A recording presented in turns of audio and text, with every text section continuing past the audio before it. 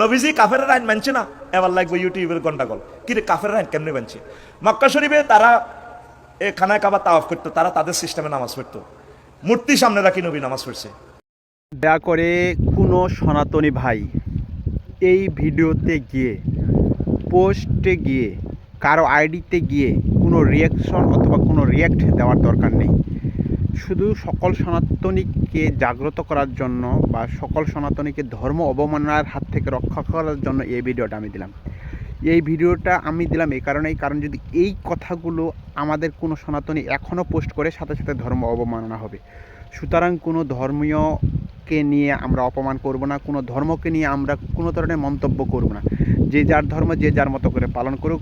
দয়া করে আমি এই ভিডিওটা দিলাম এই কারণেই যে এই ভিডিওটা দেখে কোনো সনাতনী খুবই আমোদ প্রমোদ হয়ে তারা বিভিন্নভাবে লেখালেখি করতে পারে। প্লিজ আপনারা লেখালেখি করবেন না, কারণ আপনারা লেখালেখি করলেই ভাই আপনারা ধর্ম অবমাননাতে ট্র্যাক খাবেন।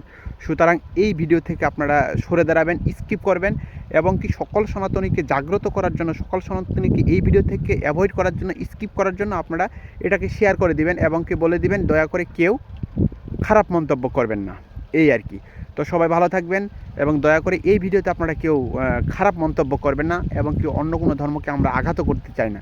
আমি জাস্ট খালি একটা কথাই বলতে চাই যে এই কথাগুলো যদি কোনো সনাতনীয় এর বিপরীতে কথা বলে তাহলে কিন্তু ধর্ম অবমাননা হবে। প্লিজ এখান থেকে আপনারা সরে দাঁড়ান। সকলকে ধন্যবাদ।